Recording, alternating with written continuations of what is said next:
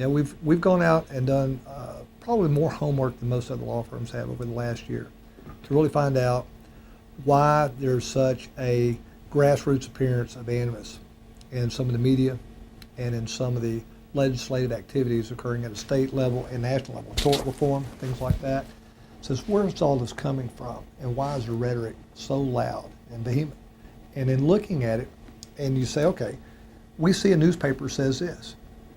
Why did they say that? We heard somebody said this or that. When you go back to the sources, say, well, who told you that? Where did you hear that? The information was being fed to them more often than not by operatives of the Chamber of Commerce. And so obviously red flags are popping up everywhere. So we started doing homework on, well, who are the people within the chamber that are actually doing this? What's driving them? What's their infrastructure? And in doing that, we found out that the U.S. Chamber of Commerce has a division within itself that is specializing and targeting plaintiffs and plaintiff practitioners to basically put the litigation out of litigation. They want lawyers out of litigation. They want claimants out of litigation. They want immunity under the law for all of their wrongdoings and sins. That's what it boils down to. They don't want to pay the claim. They want to get rid of the ability to bring a claim. And as a result of their desire to achieve immunity, they have to encourage enough sympathy for their side of issues. It's hard to affect community sympathy, consumer sympathy, and legislative sympathy for somebody who does wrong. So what they do is, one, deny the wrongdoing, cover up for their sins, and then to blame the victim. They actually start getting into the blame the victim, and then of course it's always easy to bastardize the lawyers. So you bastardize the lawyers and indirectly the victims themselves and portray themselves as victims of the litigation process. And it's very interesting that the companies that did the wrong would ever think to try to portray themselves as the victims, but they do. And they are the victims of a judicial process that's gone mad. And they will use anecdotal stories of the McDonald coffee spill. Anybody can sue and get multi-million dollars. And that's the rhetoric they use, and that's the springboard or the platform. They then go out anytime some kind of suit that is kind of off the wall is filed, they use that as an example. The reality is 95% of the cases have some significant level of merit. If they don't, what most people don't know is that the courts already have systems to deter those practices. One is, if you file vexatious, frivolous, harassing litigation, it's against the rules in almost every state, and the litigant filing that claim can be fined just for the filing of a frivolous lawsuit. Two is, if it's patently frivolous, whether or not the party that received the lawsuit chooses to counterclaim for the frivolous filing of the lawsuit, they can just go to the judge and file a motion to dismiss it based on the fact that it doesn't have merit. It's called a summary judgment procedure. Those are the things that are built into the system that you never hear about, but it gets rid of almost all the non-meritorious claims that are filed.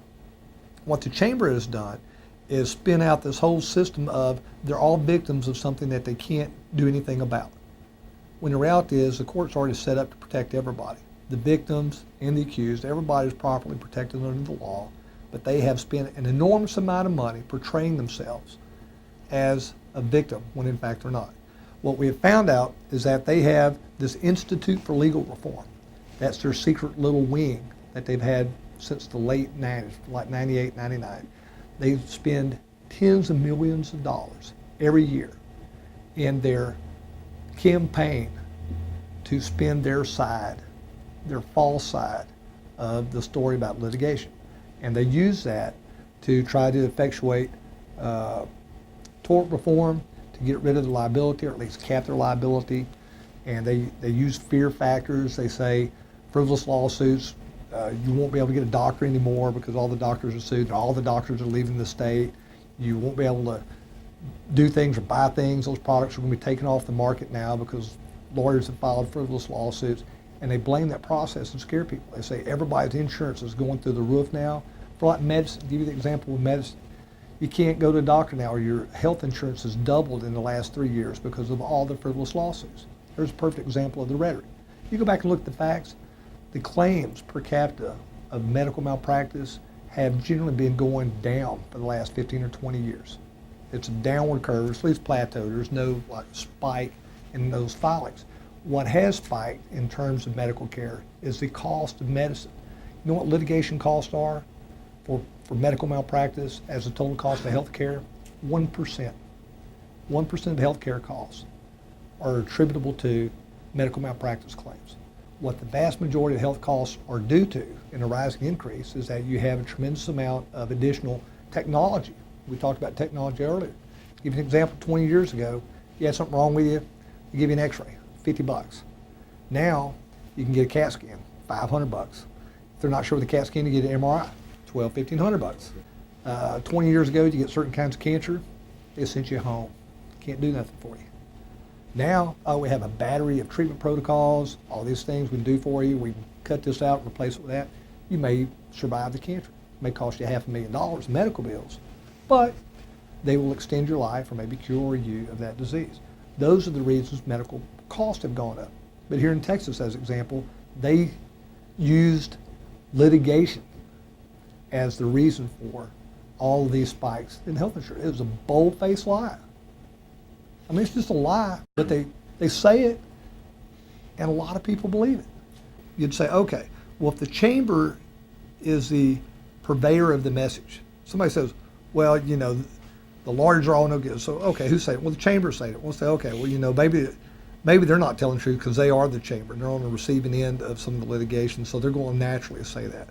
So to create a better forum for their message, they already know their bias form. And so we need to have an unbiased form, or the appearance of an unbiased form. So what they started doing, as we described, they would send things in, individuals writing letters to the editor kind of stuff. They started out with these Citizens Against Lawsuit Abuse programs called CALAs. Now, who are these citizens? Say, okay, you see a billboard that says Stop Lawsuit Abuse, sponsored by Citizens Against Lawsuit Abuse. You say, okay, well, who are these citizens? These were never your neighbor. These were always people that were the local activists within the Republican Party and within the Chamber of Commerce. And this was one of their little projects that some of them are assigned to do, which is to form these token grassroots organizations to spin this message, which is frivolous lawsuits are costing people jobs, making the insurance go up. That's the message they wanted at a grassroots level to permeate society. And they didn't want to call themselves corporations against lawsuits because even though that's who they were, that was the wrong person to send the message. So now they're not corporations against lawsuits, they're citizens against lawsuits, and only abusive lawsuits. With the chamber, they've become very sophisticated. And I think it surprises the people that we talk to with consumer interest groups, organizations that are concerned about a disproportionate amount of misinformation getting into our society from those that have a vested interest, like some of the corporations that have done the real wrong. Again, it's, you know, most corporations are good, but you do have some dirty players. You do have the pharmaceutical companies that do put bad products on the market. They do doctor the science associated with their medicines before they put them on the market because of competitive reasons. You do have other people, just like the ones that manufactured asbestos, that knew it was bad and sold it anyway. You do have dirty players, and they do that because they truly do put their profits and their profiteering above the health of the consumers that they sell those products to. The chamber, understanding all the issues they have and trying to convince the public based on who it is that's giving the message, they do all kinds of things like letters to the editor from their operatives. They will actually have meetings with people to give them packages of information that they say are representative of an indictment against the system. They use different little snippets and sound bites that they think are palpable to the public on their position. They even now have their own newspapers. They actually have, and we've proven this, they actually say, you know, the best place to get from a source of information that people think is relatively trustworthy and usually accurate is a newspaper, particularly your local newspaper. So they get two bangs for the buck. One is, if you have a case in your town and you're the Chamber of Commerce and you have a big client in the Chamber of Commerce, somebody that's a Fortune 500 company that's very influential within the chamber, and they are involved in litigation on a national level, some kind of mass tort deal, pharmaceutical deal, some other kind of bad defective product, Firestone tires, whatever they are, that was defective, that you're seeing lots of cases pop up all over the country on, they can alter the perception of the liability by putting things in the paper that say they're not as bad as what people have heard otherwise. They can actually go back and try to turn the story 180 around, and that they're an innocent victim in the whole process. And that's where they would love this information to come from, is from the public media. Well, the public media is not going to say, hey, this company didn't know better, when the press thinks the company did know better. So how do you get the press to go out and say nice things about you when there's nothing nice that really should be said? So they have gone out, and we know of at least 2 examples. There may be scores more. We're at the top of this iceberg right now, but there may be scores more, but we know of at least 2 that were established by the U.S. Chamber of Commerce. And these are newspapers that are just go to the printing press, they run them out, they have their editor, they have their investigators, field people, little ads and stuff in them. Looks like a regular, legitimate newspaper, except for usually on the front page is a bunch of discussion or headlines associated with frivolous lawsuits and some other little stories about somebody files a frivolous suit here or there and makes it look like the corporations are innocent victims. And they actually use their agents, the people that work for the newspaper. If a lawsuit's filed, they'll actually have the newspaper representatives go out and talk to those clients. Now, the defense lawyer can't talk to the plaintiff. That violates the rules. But they say, it's a free press. The press can go talk to anybody. So they basically have the free press go out and talk to that person to find out things about the case and ask that person questions. And the poor consumer, the poor person that filed the lawsuit because they have a crippling disease or something, they don't know that that newspaper person is really a secret agent for the bad guys. And that's the type of conduct that they are engaged in. Now, how wrong is it? How wrong is it to go to some crippled person and represent that you're just there for a human interest story on behalf of the newspaper, when you know that you're going to that poor crippled person's house to talk to them about things that you can use against them in their case, and go give that information to the bad guys? It's despicable. It's despicable. It's deplorable. It's disgusting. And it's happening with ever-increasing frequency. They happen to put them down at the courthouse.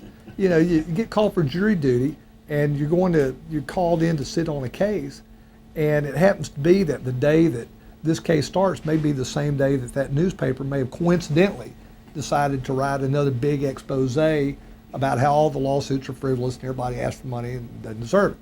And by the way, page 2 is sponsored by some innocent little corporation that just did a bunch of do-goody deals and donated money to little charities and stuff like that. I mean, that's all the stuff they do. And they put it out there so that people waiting to get selected on jury will have something to read while they're waiting for the jury summons.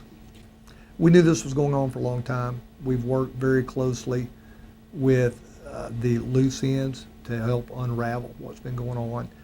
The chamber was empowered with what they've gotten away with the last 5 years. In my opinion, they were reckless with how they handled some of it because they were so overzealous and so successful with what they were doing. They probably were carried away even by their own admission at some levels. But what we've been able to do is track the paper trail. And they left a paper trail, and we're not super sleuths. We're pretty good at what we do. But they left a paper trail that was pretty easy for us to pick up. We do know about the Institute for Legal Reform. That's conclusive. We do know that these newspapers are acquired, owned, and operated by them. The General Counsel to the U.S. Chamber has one or more of these papers registered in their own name, in his own name. So it's pretty well established. You can connect those dots pretty easily. We also have, give you an example of how brazen they are.